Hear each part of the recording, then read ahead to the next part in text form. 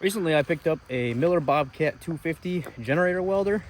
Found a good deal on Facebook Marketplace for a used one, and it is perfect for what I'm gonna need. For those of you that don't know, I'm a welder fabricator by trade. It just made sense for me to have my own welder at home to do side work and side jobs to make a little extra money here and there. What I'm most excited about is having an at-home welder. Really opens up a lot of doors and a lot of possibilities for future builds for this YouTube channel. My main goal was to get into the type of builds that require a lot of heavy fabrication and a lot of creativity and projects that you can really call a build because you actually have to physically build it.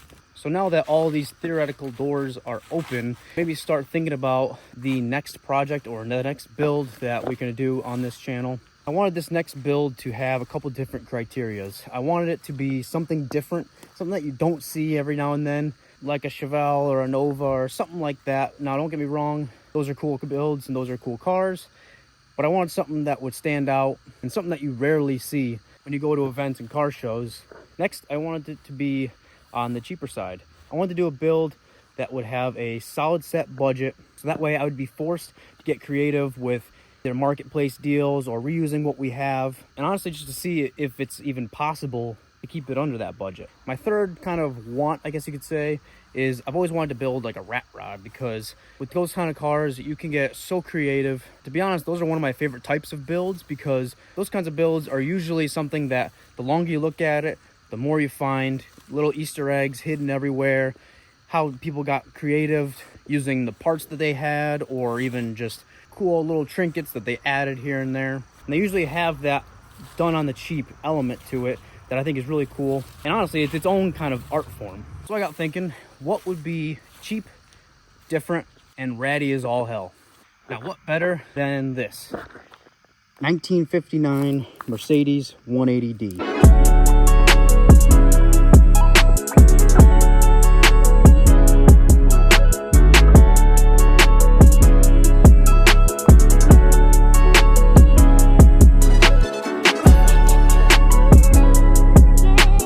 This car has been sitting in this spot for probably 20 to 25 years at least, because it's been here my whole life. Now, ironically, I've had this idea in my head for using this car as a build, but I was kind of back and forth. I wasn't sure how it was going to work out.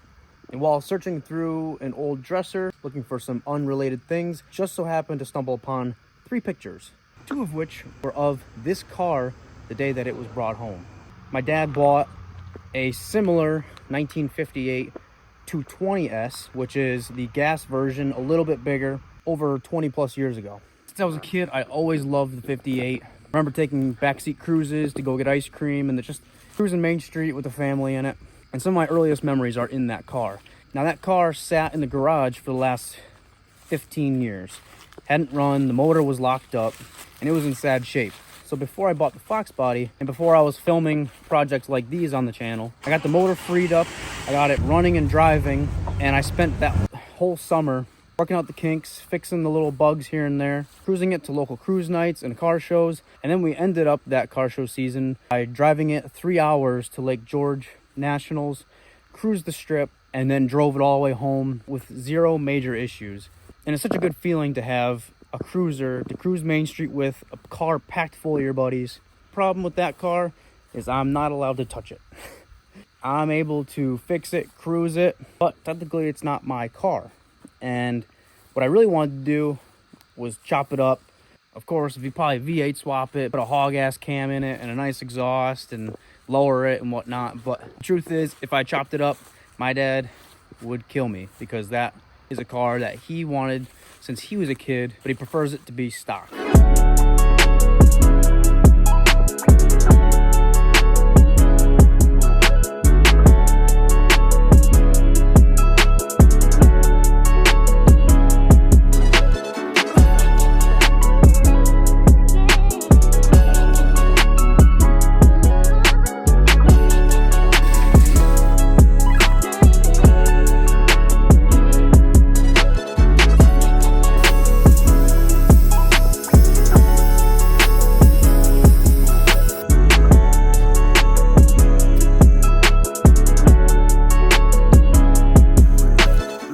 Tires are holding there. I don't know how this one is. I think this must be inner tubes because it's all blown out.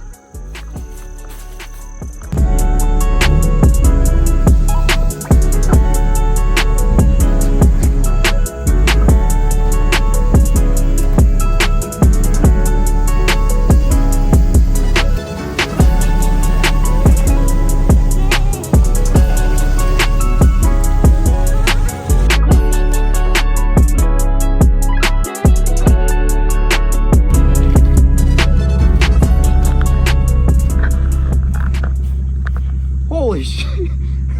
Come look at this.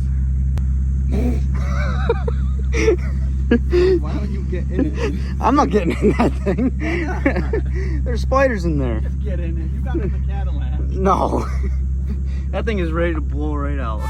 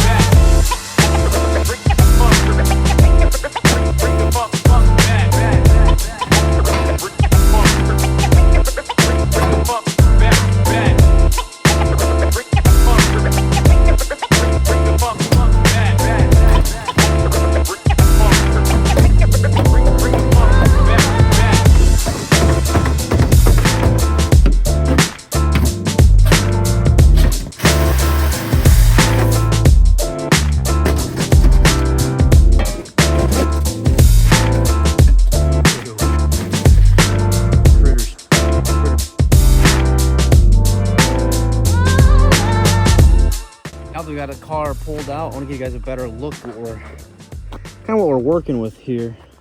The upper sheet metal that we are going to be using is pretty solid. Like these fenders, they're all solid here. Obviously the supports are gone, but there's no big rot holes. The rockers definitely need some help. There's not a ton left of them, but it's not something that can't be rebuilt.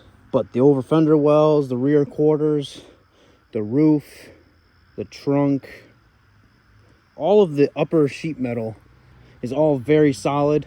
But the passenger quarter is good. The passenger fender is solid. The hood has a little bit of rot here, but that's not a big deal. Overall, it's super solid. And like I said, I am absolutely loving this patina, especially where over the years water has run over the side marker light and then been split and then rolled down the fender. You can't fake that with a paint job, in my opinion.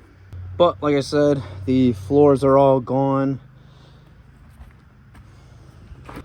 The rear floors are gone. After cleaning up the trunk floors where the spare tires sit, those are all rotted. The rear sill back here is rotted, but the outer sill is still one piece for the most part.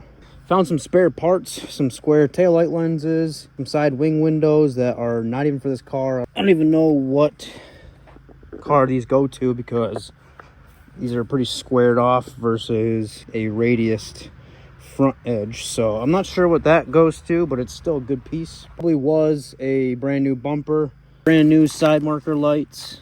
Like I said, this car has been sitting that same spot for well over 20 years. Seeing it out in the open, not covered in bushes, is pretty cool because the patina on this thing is just perfect. This was a 4-cylinder non-turbo diesel. Motor is locked up. Tried to get it to turn over just for shits and giggles, and it's locked up solid. The wiring's all chewed up. Even the firewall in the engine bay is all rotted out. It's cool to see all these old badges in the front. The 100-kilometer club, the Stuttgart badge, Mercedes Benz, Deutschland. This one's all faded, but I can't even read what that says anyway because I don't speak German. The emblem's missing, which is a bummer, but I have sources to pick from to replace that. Even all rotted out, this car has a solid door slam. So let me know what you guys think. This is the next project car. I don't quite know what I'm getting myself into, but I'm determined to make this run and drive again and make a cool rat rod, hot rod out of it. Now my goal is to keep this whole build under 5 grand. I want to get it running and driving back on the road for under 5 grand. Setting a legit budget I think will be fun. It'll make it so we have to get creative in reusing parts, finding used parts, searching high and low on Facebook Marketplace for other parts to use. But I want to make it a cool burnout bench seat cruiser, super low, super different. Something that makes people look at it and go, what the hell is that thing? But let me know what you guys think. Do you think it's possible to get this car running and driving again for under 5 grand? What are some cool engine ideas that we can do? Should we keep it diesel? Should we go gas? Do you think the car is too far gone? Would you send it to the crusher? Do you think I'm crazy? Or would you try something like this yourself? Let me know down in the comments. Stay tuned for future videos on this. Like I said, we got some ideas rolling around. Thank you guys for watching. We will see you guys on the next one.